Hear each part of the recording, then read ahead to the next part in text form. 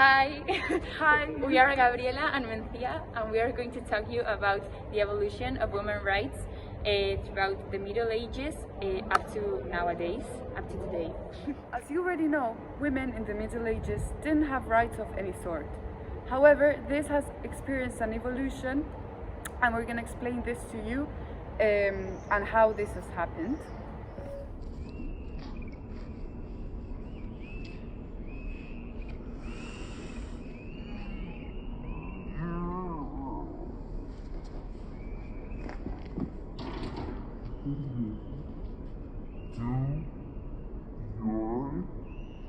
Hi everyone, here we have a woman specialized in the evolution of women's rights. She has been working with lots of women that have studied stuff about everything that happened in the Middle Ages, and she's well aware of the conditions of women. Hi, I'm going to talk to you about the evolution, the condition of women's rights in the Middle Ages. Well, even Catholic Church considered that women had less dignity than men did, and even St. Paul said a phrase in which he expressed that women had to stay silent in church because it was not their duty to talk. With this phrase, we can see that women didn't have even the right to talk, which is obviously a fundamental right to every human being. Also, women didn't receive, at first, education was reserved to men, but in the 13th century, the first school for women was founded in Paris. And from that moment on, women could receive education. Obviously, not every woman, starting from women from higher social ranks. Also, in convents, nuns received an education, and in most families there was one woman that got married and another one that went to church. So therefore, we can see that women did receive some education. Okay, so the physical aspects of a beautiful woman were very determined and followed a rule. Women had to be blonde with curly hair, Just like us. light skin, and a very firm figure with flexible hips and a very firm and thin nose. And we can see with this rule that women weren't perfect and beautiful just the way they were. I mean, beautiful women had to be a certain way, and we can see that this obviously doesn't help. Things didn't change perceptively for women throughout modern age. So now a mate of mine, which is a specialist of women's rights in the 20th century, is going to tell you all about it, because there is when history gets interesting. Follow me!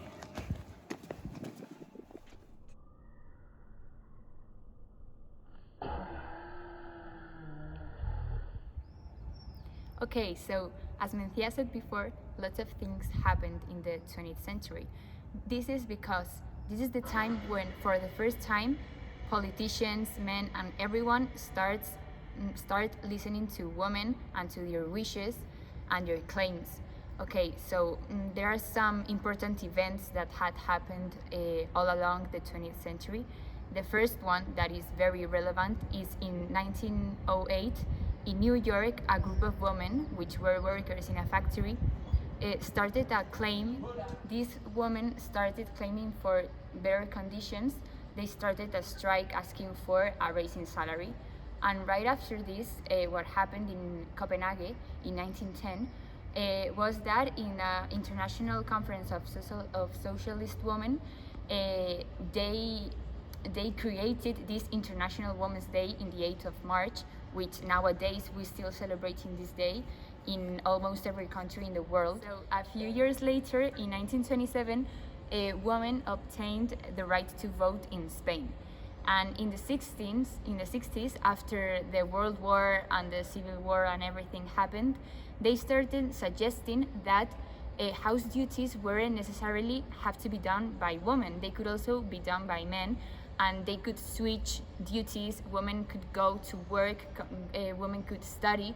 So that's when everything started changing. So if we think about it, this wasn't very long ago. And if we think about it, maybe our grandmothers, they lived in this situation of change. So you better ask them about their conditions. And also, a very interesting fact is that, well, we all may know it, but women banks account were controlled by men. So even if they were their dad, their brother, or even their husband, so they could control all the money they took out, all the money they put, and everything, every economical step that and every economical move that a woman wanted to make was controlled by a man. Despite the fact that women have achieved many rights throughout history, there is still a long way to achieve complete equality.